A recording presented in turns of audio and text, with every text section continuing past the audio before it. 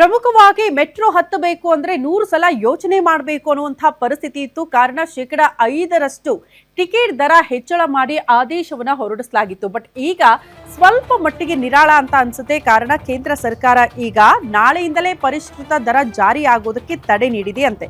But ಇಲ್ಲಿ ತನಕ ಯಾಕೆ BMRCL ನಿಂದ ಒಂದು ಅಧಿಕೃತ ಮಾಹಿತಿ ಇದರಿಂದ ಹೊರಬೀಳ್ತಾ ಇಲ್ಲ ಅನ್ನೋದು ಪ್ರಶ್ನೆ ಆಗ್ತಾ ಇದೆ. ನಮ್ಮ ಮೆಟ್ರೋ ಟಿಕೆಟ್ ದರವನ್ನ 5% ದರ ಹೆಚ್ಚಳ ಮಾಡಿ ಸೋಮವಾರದಿಂದ ಜಾರಿ ಆಗ್ತಾ ಇಲ್ವಂತೆ. ಈ ದರ ಏರಿಕೆಗೆ ಕೇಂದ್ರ ಸಚಿವ ಖಟ್ಟರ್ ಅವರು ಬ್ರೇಕ್ ಹಾಕಿದ್ದಾರೆ.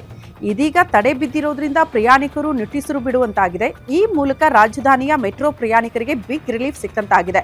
ಕೇಂದ್ರ ಸಚಿವರ ಸೂಚನೆಯ ಮೇರೆಗೆ ದರ ಏರಿಕೆಯನ್ನ ಸದ್ಯಕ್ಕೆ ಸ್ಥಗಿತಗೊಳಿಸಲಾಗಿದೆ ಅಂತ ಸಂಸದ ತೇಜಸ್ವಿ ಸೂರ್ಯ ಕೂಡ ಮಾಹಿತಿ ಕೊಟ್ಟಿದ್ದಾರೆ.